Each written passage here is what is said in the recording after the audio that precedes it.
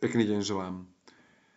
Dnes sa pozrieme na jednu z najbežnejších situácií v účtovníctve a to je prevod peňazí z bankového účtu do pokladnice firmy a naopak z pokladnice firmy na bankový účet firemný. Takže pozrieme sa na zadanie príkladu. Naša firma má v hotovosti pokladnici 3500 eur. Peniaze v banke, teda na bankovom účte 6500 a súčasne má dlhodobý úver v banke 3000 eur. Posledný údaj, ktorý nám chýba a ktorý máme vypočítať, je základné imanie, čiže základné vklady vlastníkov do firmy. Takže úloha znie, tá prvá: na základe uvedených údajov zostavte súvahu a vypočítajte chýbajúcu hodnotu základného imania. Keďže už vieme, že účty sa delia na aktívne a pasívne, tak si najprv identifikujeme, aké účty účtujeme. Pokladnica. Na aktíva sa pýtame predovšetkým, sú to peniaze alebo viem to speňažiť, takže pokladnica, peniaze, aktívum 3500 eur, takže to napíšem, 3500 eur. Bankový účet, sú to peniaze, áno, 6500 eur, poznačím si, dám tam skrátky, čiže pokladnica, bankový účet, dlhodobý úver v banke, bankový úver. Na podstatnú časť pasív sa pýtame otázkou, ako firma, dlžím to? Áno, bankový úver dlžím ako firma, čiže 3000 eur. Aby nebolo BU a BU rovnaké, lebo jedno je aktívum a druhé je pasívum, tak pri úvere dáme trošku inú skratku, čiže bankový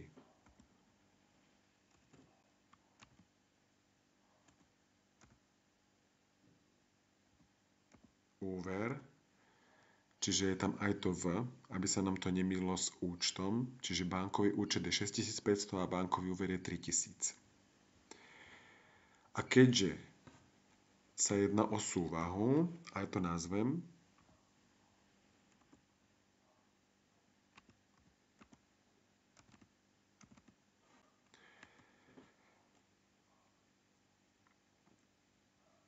tak sa musí ľavá strana rovnať pravej, alebo teda strana má dať sa musí rovnať strane dal. Spočítame si stranu aktív. 6 a 3, to je 9, 10, 10 tisíc. Takže musí byť aj na druhej strane 10 tisíc. A keďže tam mám len 3, takže základné imanie bude 7. Lebo toľko mi chýba. Dám tam skrátku základné imanie. Takže prvá úloha je splnená. Mám zostavenú súvahu a vypočítal som chýbajúcu hodnotu základného imania. Ďalšia úloha. Na základe údajov v súvahe otvorte potrebné účty a zaúčtujte začiatočné stavy. Takže toto bolo posledný krát, čo som vpisoval jednotlivé číslice v súvahe. Všetko ostatné sú účty. Keďže účtujeme v podvojnom účtovníctve, zapisujeme vždy podvojne. A to prvé pravidlo. Musí to byť zapísané na dvoch rôznych účtoch. Druhé pravidlo, musí to byť zapísané na ľavej aj na pravej strane. A tretie pravidlo, súčet zapísanej ľavej strany a aj pravej strany musí byť rovnaký. Takže poďme na to. Každý z riadkov, ktorí sú v súvahe, sú zároveň vlastne samostatným účtom. Čiže mám účet pokladnica. Otvorím si účet pokladnica. Mám účet bežný účet alebo bankový účet. Takže bankový účet.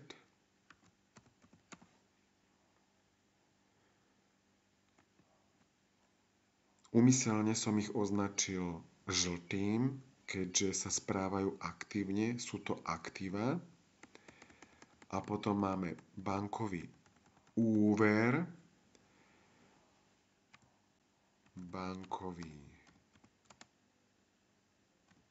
úver a základné imanie.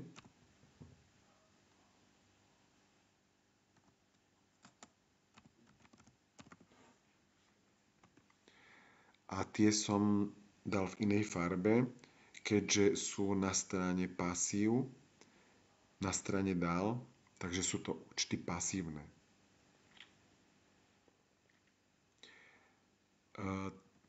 Tento účet som úmyselne vynechal a vpíšem tam až teraz jeho názov a volá sa, že začiatočný účet súvahový. Dám tam skrátku. Čiže keď som povedal, že súvaha je jediné miesto v tomto príklade, kde zapíšem obyčajným zápisom, všetko ostatné bude podvojne, tak aj keď budem prenášať stavy zo súvahy na jednotlivé účty, musím účtovať podvojne. Takže otvorím si účet pokladnice, 3500 je to aktívny účet, čiže zapíšem 3500. Začiatočný stav. A keďže som zapísal na ľavú stranu alebo na stranu má dať, tak na začiatočnom účte súvahovom to napíšem na opačnej strane, čiže 3500. A dám tam skrátku, že vlastne dal som to na pokladnicu. To je prvý zápis. Druhý zápis. Bankový účet. Bankový účet je tiež aktívny, čiže vpíšem 6500,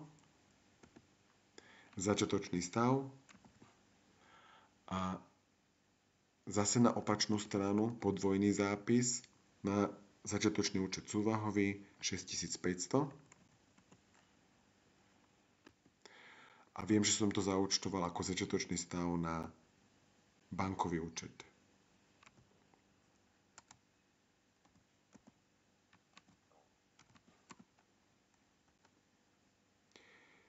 Ďalšia číslica, tretia, je 3000 bankový úver.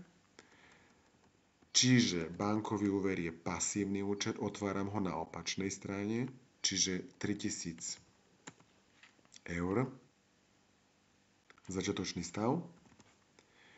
A na opačnej strane na začiatočný účet súvahový ide 3000 eur.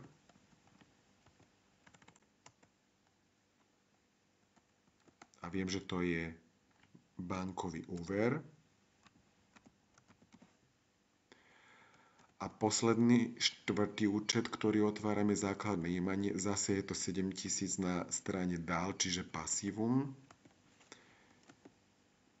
Je to začiatočný stav.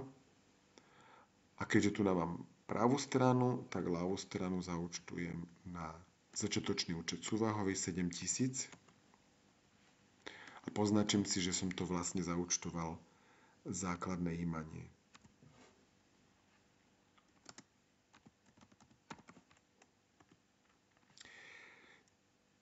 Súvaha a začiatočný účet súvahový.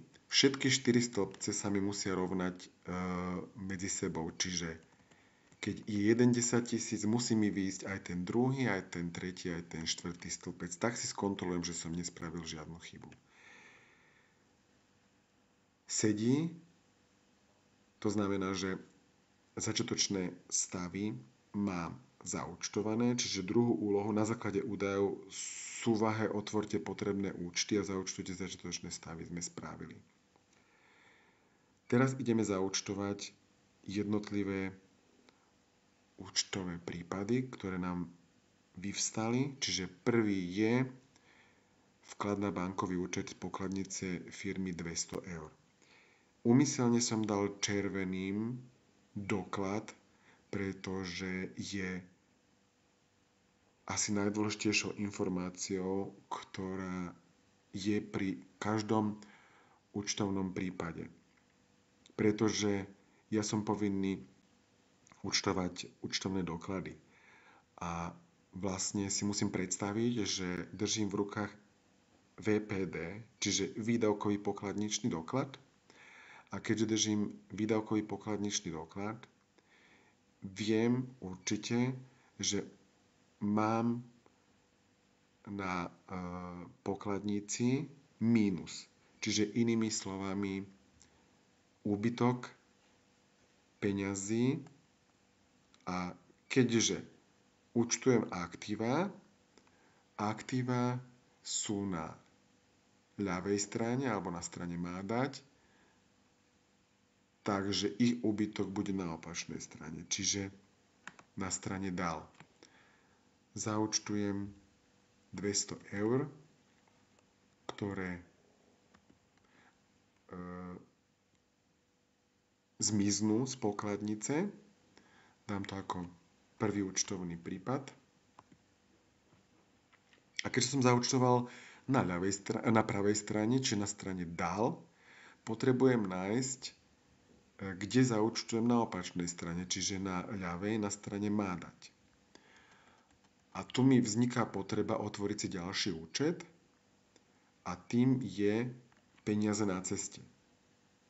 Čiže peniaze na ceste.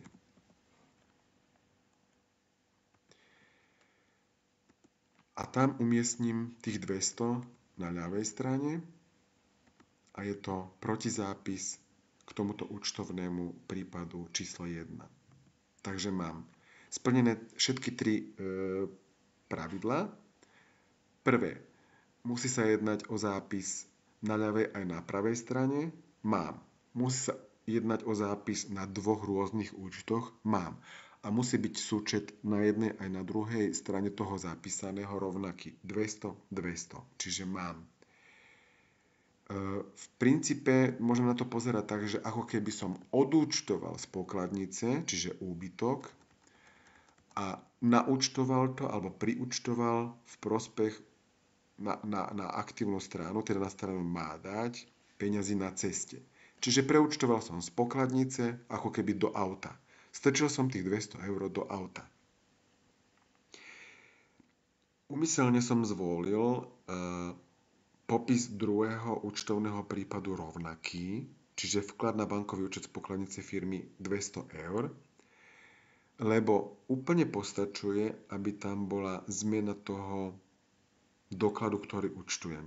A tým je výpis z bankového účtu. Čiže držím v rukách výpis z bankového účtu a mám na ňom uvedený prírastok vo výške 200 eur. Čiže